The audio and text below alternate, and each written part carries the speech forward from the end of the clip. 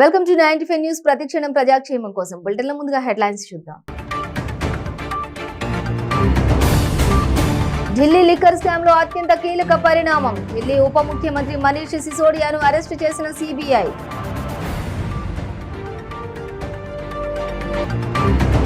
కళా తపస్వి ప్రముఖ దర్శకుడు కె విశ్వనాథ్ కుటుంబంలో మరో విషాదం. అర్ధాంగి జయలక్ష్మి గుండెపోటుతో తుది శ్వాస.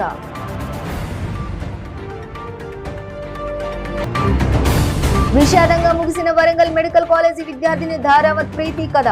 5 రోజులుగా మృత్యుతో పోరాడి నిమ్స్ ఆసుపత్రిలో తుది శ్వాస.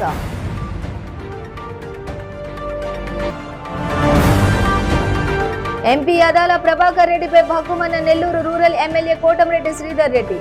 ఇరుకాలమ్మ పరమేశ్వరి దేవాలయం ఉత్సవాలను ఆపారని మండిపాటు. ఇక డీటెయిల్స్ చూస్తే ఢిల్లీ లిక్కర్ స్కామ్ లో అత్యంత కీలక పరిణామం చోటు చేసుకుంది. ఢిల్లీ ఉప ముఖ్యమంత్రి మనీష్ సిసోడియాను సిబిఐ అరెస్ట్ చేసింది. ఆయనను విచారణకు పిలిపించిన సిబిఐ అధికారులు అనంతరం అరెస్ట్ చేస్తున్నట్లు తెలిపారు. సిసోడియాను 8 గంటల పాటు ప్రశ్నించారు. సిసోడియా విచారణ అరెస్టు నేపథ్యంలో ఢిల్లీలోని సిబిఐ కేంద్రం కార్యాలయం పరిసరాల్లో 144 సెక్షన్ విధించారు. కాగా మనీష్ సిసోడియాకు అన్ని రకాల వైద్య పరీక్షలు నిర్వహించి సిబిఐ ప్రత్యేక న్యాయస్థానంలో హాజరుపరచనున్నారు. ఢిల్లీ ప్రభుత్వ నూతన మద్యం విధానం ఖరారు చేయడం వెనుక అక్రమాలు, అవినీతికి పాల్పడ్డారని, ఢిల్లీ లిక్కర్ కుంభకోణం జరగడానికి మార్గం సుగమం చేశారని సిసోడియాపై ఆరోపణలున్నాయి. సిసోడియాను అరెస్ట్ చేస్తారని యాప్ వర్గాలు ముందే ఊహించాయి. సిసోడియా సైతం ఇదే భావంతో విచారణకు తరలి వెళ్లారు. కొన్ని నెలల పాటు జైల్లో ఉండేందుకు తాను సిద్ధంగానే ఉన్నానని ఆయన ఇంతకు ముందే పేర్కొన్నారు.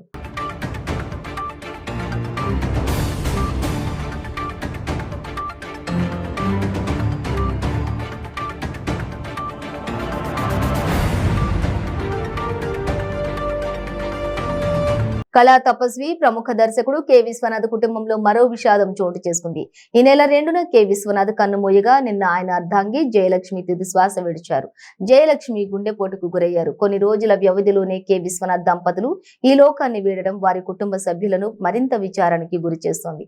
జయలక్ష్మి వయసు 86 ఏళ్లు. కె విశ్వనాథ్ మరణించినప్పటి నుంచి ఆమె తీవ్ర అస్వస్థతకు గురయ్యారు. కాగా జయలక్ష్మి మృతి పట్ల టాలీవుడ్ ప్రముఖులు సంతాపం వ్యక్తం చేశారు. ఆమె అంత్యక్రియలు నేడు హైదరాబాద్ లోని పంజాగుట్ట శ్మశాన వాటికలు నిర్వహించనున్నారు.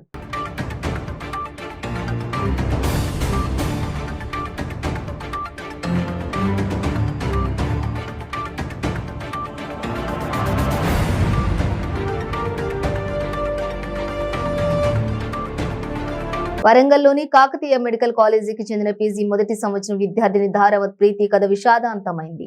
5 రోజులుగా హైదరాబాద్ లోని నిమ్స్ ఆసుపత్రిలో మృత్యుతో పోరాడిన ఆమె ఆదివారం రాత్రి 9 గంటల 10 నిమిషాలకు తుది శ్వాస విడిచారు. డాక్టర్ల బృందం ఆమెను కాపాడేందుకు ఎంత ప్రయత్నించినా ఫలితం దక్కలేదు. ఆదివారం ఉదయం నుంచి ఆమె పరిస్థితి అత్యంత విషమంగా ఉన్నట్లు వైద్యులు కుటుంబ సభ్యులకు తెలిపినట్లు సమాచారం. శనివారం వరకు ఉన్నటువంటి కదలికలు ఆదివారం కనిపించలేదని కుటుంబ సభ్యులకు తెలిపారు. శరీరం నీలి రంగులోకి మారుతోందని ప్రీతి తండ్రి ఉదయమే ఆవేదన వ్యక్తం చేశారు. మెదడు పనితీరు చాలా వరకు మందగించినట్లు వైద్యులు చెప్పారని మీడియాకు వివరించారు. ఎంజీఎం అనస్థీషియా విభాగంలో పనిచేస్తున్న ప్రీతి తన సీనియర్ ఎంజే సైఫ్ వేధింపులు భరించలేకే ఈ నెల 22న ఉదయం మత్తు ఇంజెక్షన్ తీసుకుంది. అత్యవసర ఆపరేషన్ థియేటర్లో అపస్మారక స్థితిలో పడి ఉన్న ఆమెకు ఎంజీఎంలోనే చికిత్స అందించారు. పరిస్థితి విషమించడంతో అదే రోజు నిమ్స్ కు తరలించారు. అప్పటికే ఆమె గుండె పనితీరు మందగించడంతో ఎంజీఎంలో సిపిఆర్ నిర్వహించారు. హైదరాబాద్ కు తరలించిన తర్వాత 2 సార్లు నిమ్స్ వైద్యులు కూడా సిపిఆర్ చేశారు. గురువారం కూడా అదే పరిస్థితి ఉండడంతో ఆమెకు మరో 2 సార్లు సిపిఆర్ నిర్వహించారు. నిమ్స్ కు తరలించేసరికి ఆమె శరీరంలోని వివిధ అవయవాలు విఫలమయ్యాయని నిమ్స్ వైద్యులు తెలిపారు. మూత్రపిండాల పనితీరు దెబ్బతినడంతో తొలి రోజు నుంచే డయాలసిస్ చేస్తూ వచ్చారు.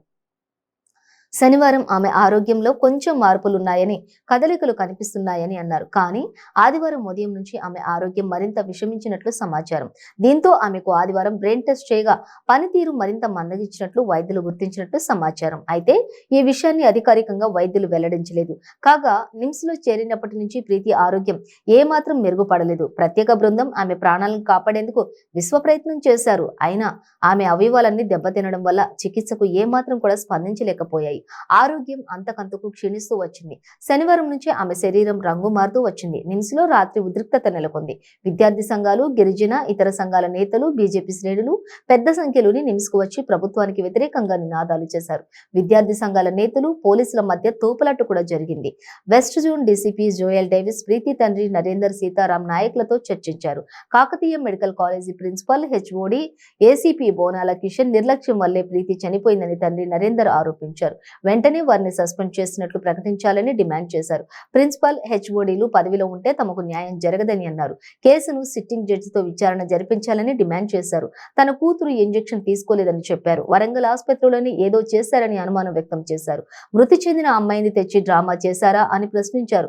సైఫ్ డిగ్రీ పట్టాను శాశ్వతంగా రద్దు చేయాలని, అతనితో పాటు మరో 7గురిపై చర్యలు తీసుకోవాలని కోరారు. ప్రభుత్వం నుంచి స్పష్టమైన హామీ వచ్చే వరకు మృతదేహాన్ని పోస్ట్ మార్టం కోసం గాంధీ ఆసుపత్రికి తీసుకెళ్లనివ్వబోమని కుటుంబ సభ్యులు తేల్చి చెప్పారు. దీంతో ఆర్ఐసీయూలో నుంచి బయటకు తీసుకువచ్చిన ప్రీతి మృతదేహాన్ని వైద్యులు లోపలికి తీసుకుని వెళ్లారు. అర్ధరాత్రి దాటినా ఆందోళన కొనసాగింది. ప్రీతి కుటుంబానికి రాష్ట్ర ప్రభుత్వం 10 లక్షల ఎక్స్గ్రేషియా ప్రకటించింది. సీఎం కేసీఆర్ ఆదేశాల మేరకు కుటుంబాన్ని అన్ని విధాలా ఆదుకుంటామని మంత్రి ఎర్రబెల్లి దయాకర్ రావు తెలిపారు.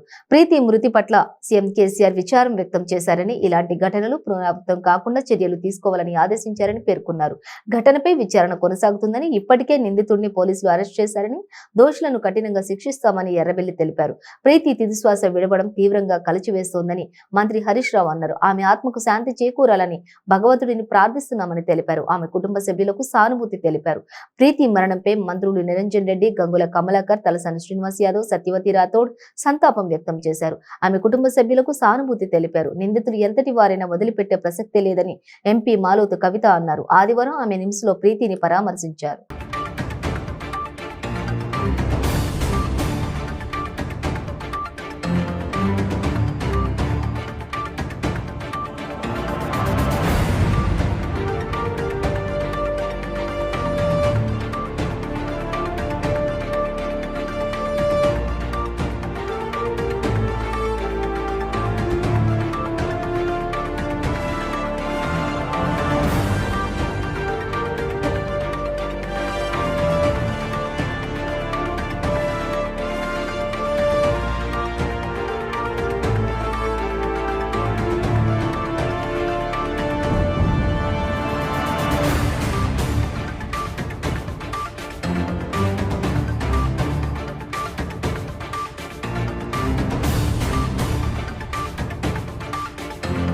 నెల్లూరు జిల్లా నెల్లూరు రూరల్ మండలంలోని ఇరుకాలమ్మ పరమేశ్వరి దేవాలయం ఉత్సవాలను నెల్లూరు ఎంపీ ఆదాల ప్రభాకర్ రెడ్డి, ఆనం విజయ్ కుమార్ రెడ్డి ఆపారని నెల్లూరు రూరల్ ఎమ్మెల్యే కోటమిరెడ్డి శ్రీధర్ రెడ్డి ఆరోపించారు.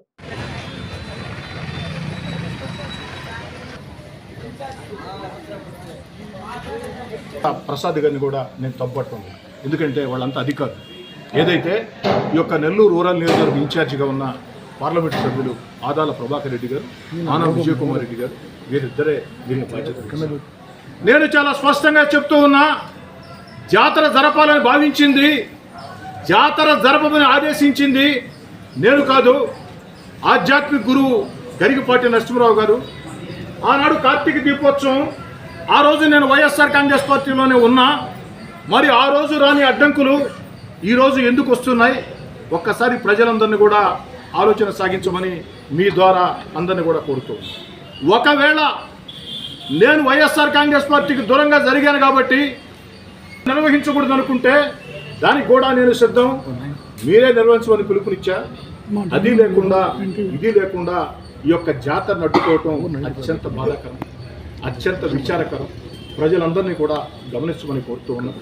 ఈరోజు నేను నా కుటుంబ సభ్యులతో, మహిళా భక్తులతో, పురుష భక్తులతో దేనికి ఇచ్చేశానంటే, ఆ అమ్మవారిని, అమ్మా జాతర అంగరంగ వైభవంగా జరిపించాలని, రాష్ట్రంలోనే పేరెన్ని గల జాతరగా నిర్వహించాలని, గతంలో గణేష్ ఘాట్లో ఆ యొక్క నిమజ్జన ఉత్సవాలు, ఏదైతే రాజరాజేశ్వరి అమ్మవారి గుడిలో నవరాత్రి ఉత్సవాలు, అష్టాదశ శక్తిపీఠ వాళ్ళ ఉత్సవాలు, ఏదైతే బారాషాహి దర్గాలో ఆ యొక్క రొట్టెల పండుగ, ఏదైతే క్రిస్మస్ సంబరాలు, ఇవన్నీ కూడా కార్తీక దీపోత్సవాలు ఎంత అంగరంగ వైభవంగా నిర్వహించామో అంతే అంగరంగ వైభవంగా దయచేసి ఆదాల ప్రభాకర్ రెడ్డి గారు, ఆనం విజయ్ కుమార్ రెడ్డి గారు ఈ యొక్క జాతరని మీరే నిర్వహించండి,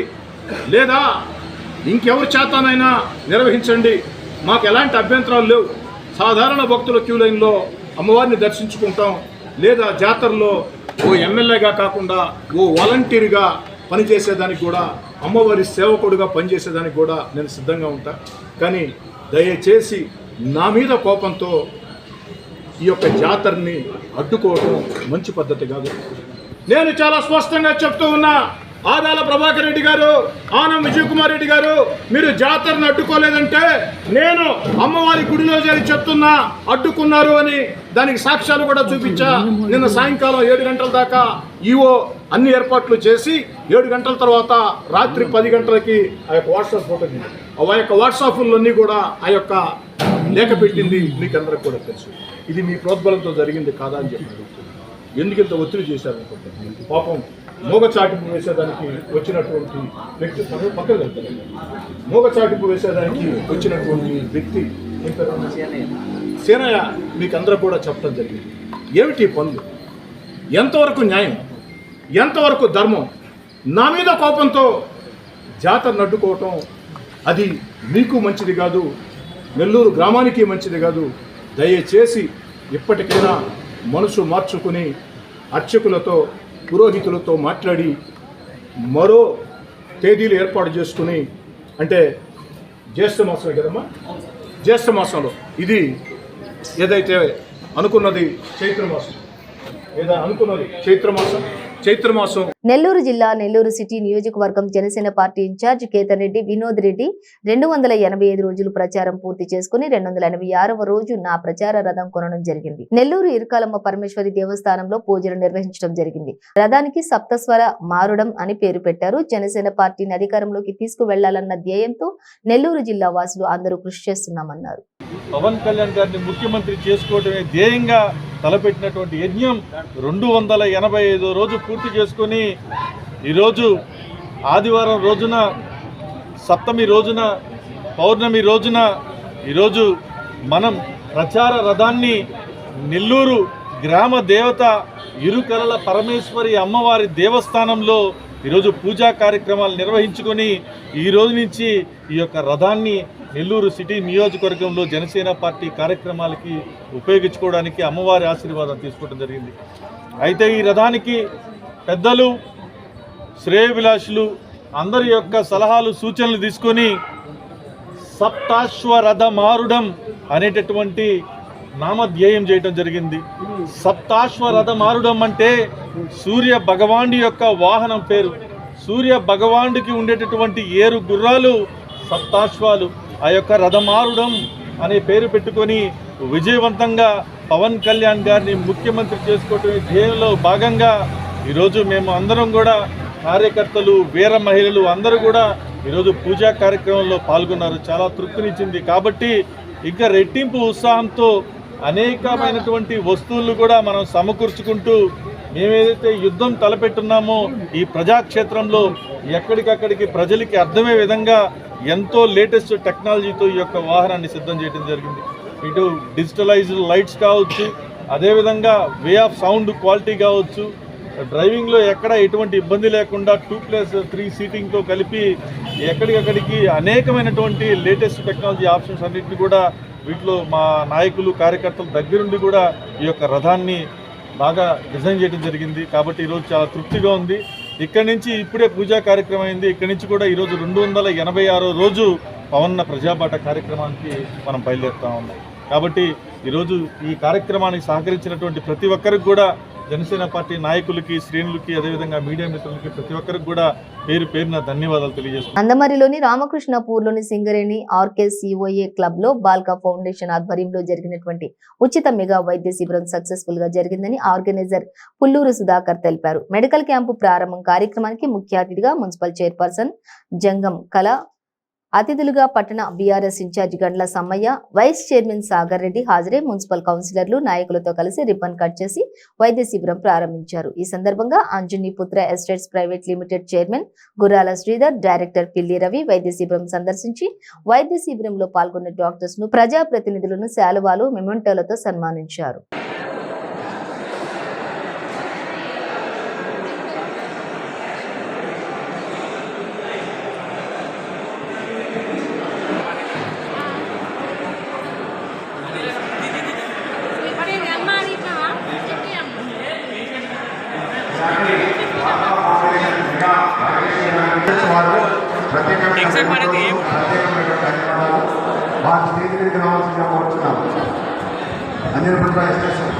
జరగమూర్తి పేషెంట్ దగ్గర నీకు ఏం పని అయ్యా?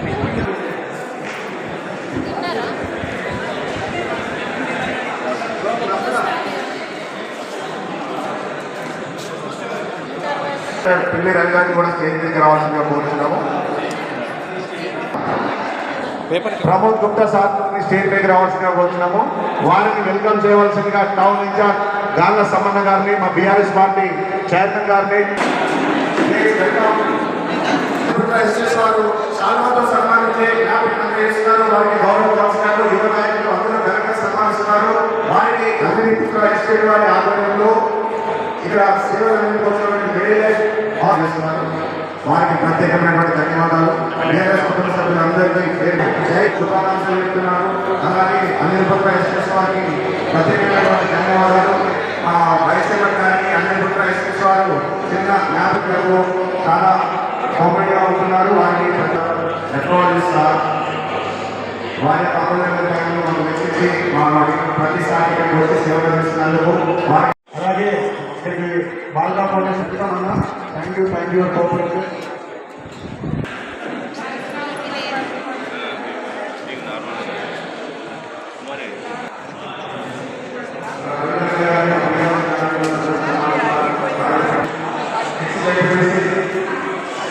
సీనియర్ నాయకులు సమావేశిస్తున్నారు.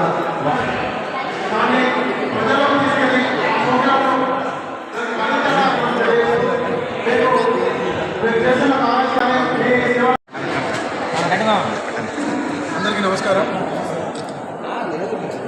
చెన్నూరు ఎమ్మెల్యే ప్రభుత్వ వైపు మంచిర్యాల జిల్లా బీఆర్ఎస్ పార్టీ అధ్యక్షుడు గౌరవనీయులు బాల్క సుబ్బరన్న గారి ఆశీస్సులతో, వారి ప్రోత్సాహంతో ఈరోజు ఉచిత మెగా వైద్య శిబిరాన్ని రామకృష్ణపూర్లోని సింగరేణి క్లబ్లో మన అపోలో రీచ్ హాస్పిటల్ కరీంనగర్ వారు మరియు మిడ్లైఫ్ హాస్పిటల్ మంచిర్యాల వారి సౌజన్యంతో ఈరోజు ఈ క్యాంపును సక్సెస్ఫుల్గా నిర్వహిస్తున్నాము.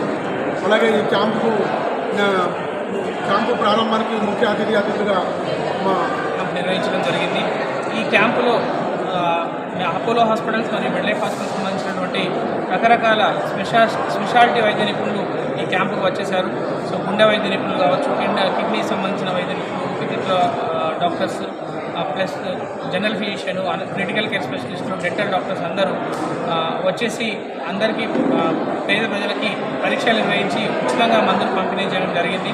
సో ఈ కార్యక్రమం నిర్వహించడం చాలా సంతోషదాయకం. ఎందుకంటే సో ఎన్నో వందలు వేలు వెచ్చించి మనం దూర ప్రాంతాలకు వెళ్ళి వైద్య సదుపాయాలు ట్రీట్మెంట్ తీసుకొని వారి జీవితాన్ని, వారి ఆరోగ్యాన్ని కాపాడుకోవాలనేది అపోలో మేనేజ్మెంట్తో ముఖ్య ఉద్దేశం.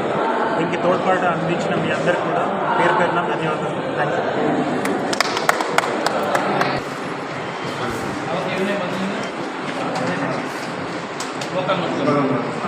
అల్లూరి సీతారామరాజు జిల్లా ఎట్టపాక మండలం తోటపల్లిలో పోలవరం ఉద్యమకారులతోటి సిపిఎం మీడియా సమావేశం ఏర్పాటు చేశారు.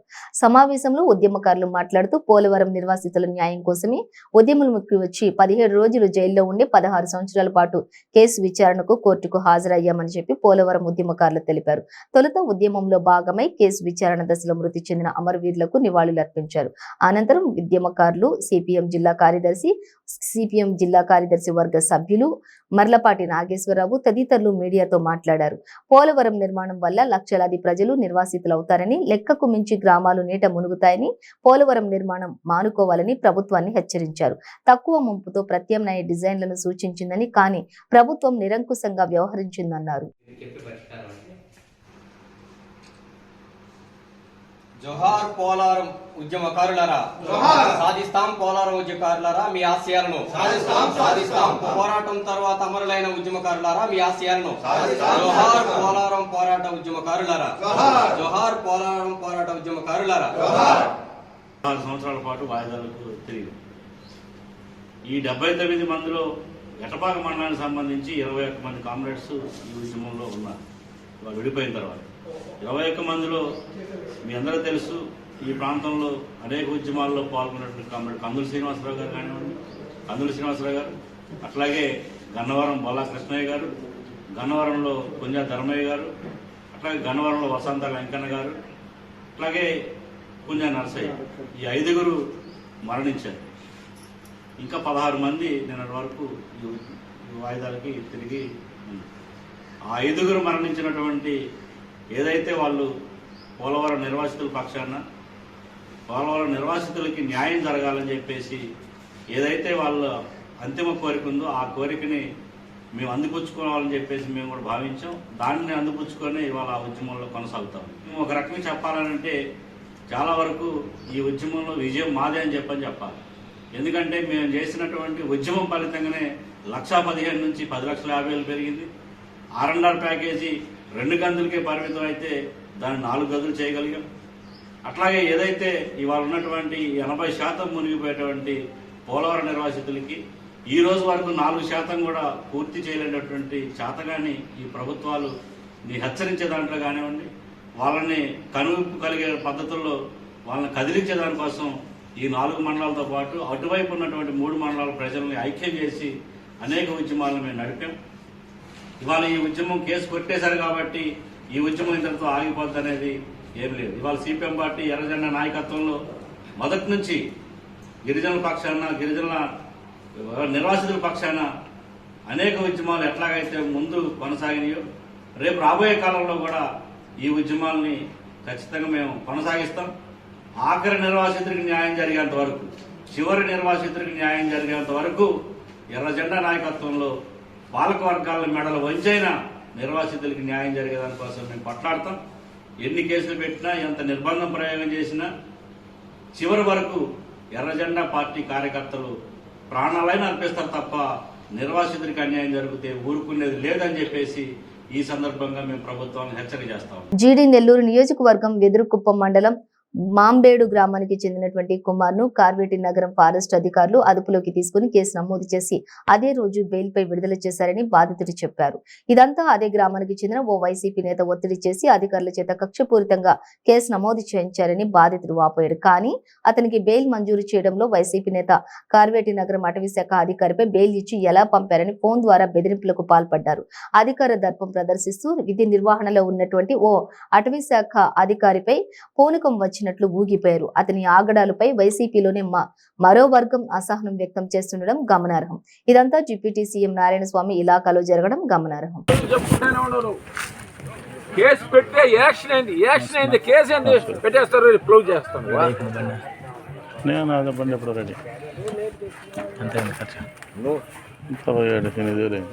నువ్వు దీనికి సుప్రీంకోర్టు న్యాయమూర్తి ఇప్పుడు మా ఓడి అడిగినారు ఫార్మేట్ ఉందా మీ దగ్గర? కాదండి, దీనికి సుప్రీంకోర్టు న్యాయమూర్తి సరేలేండి, మీ చట్టాలు మీకు ఉంటాయి, మా చట్టాలు మాకు ఉంటాయి. మేము చెప్పేసినాం మీ కర్మ.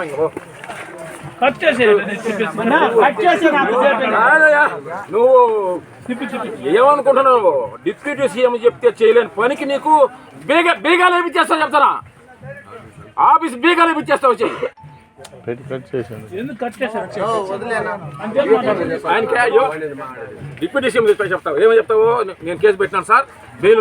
యాదగిరిగుట్ట లక్ష్మీ నరసింహస్వామి ఆలయంలో బ్రహ్మోత్సవాలు వైభవంగా కొనసాగుతున్నాయి. శ్రీకృష్ణ అలంకార సేవలో పాల్గొన్న వాహన సేవపై నరసింహుడు దర్శనమిచ్చారు. స్వామివారిని తిలకించేందుకు భక్తులు అధిక సంఖ్యలో తరలివచ్చారు.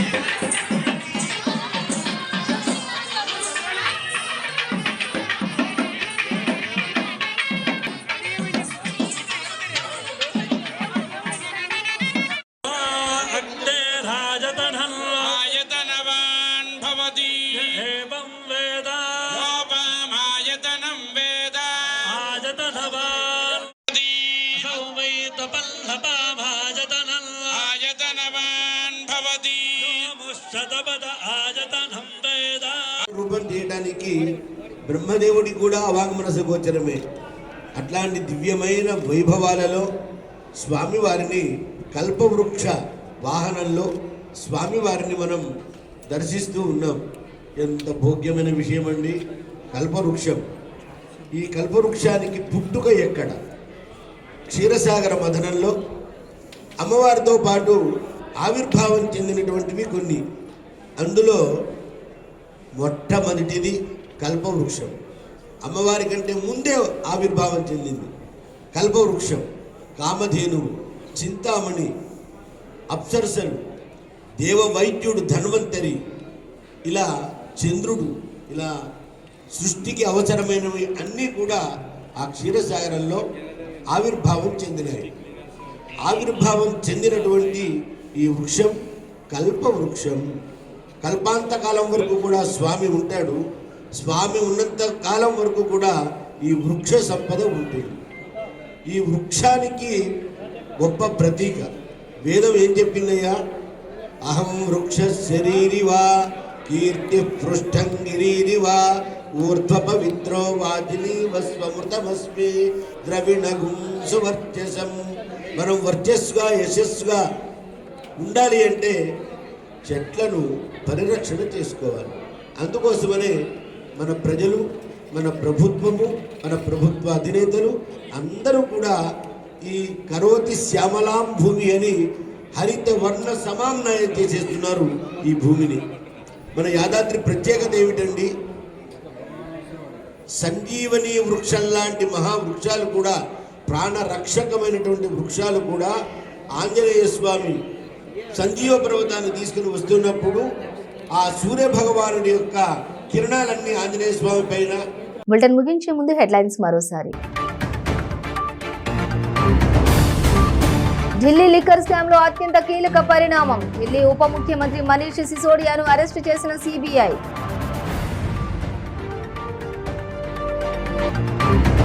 కళా తపస్వి ప్రముఖ దర్శకుడు కె విశ్వనాథ్ కుటుంబంలో మరో విషాదం.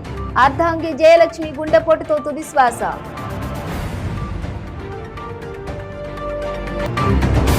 విషాదంగా ముగిసిన వరంగల్ మెడికల్ కాలేజీ విద్యార్థిని ధారావత్ ప్రీతి కథ. 5 రోజులుగా మృత్యువుతో పోరాడి నిమ్స్ ఆసుపత్రిలో తుది శ్వాస.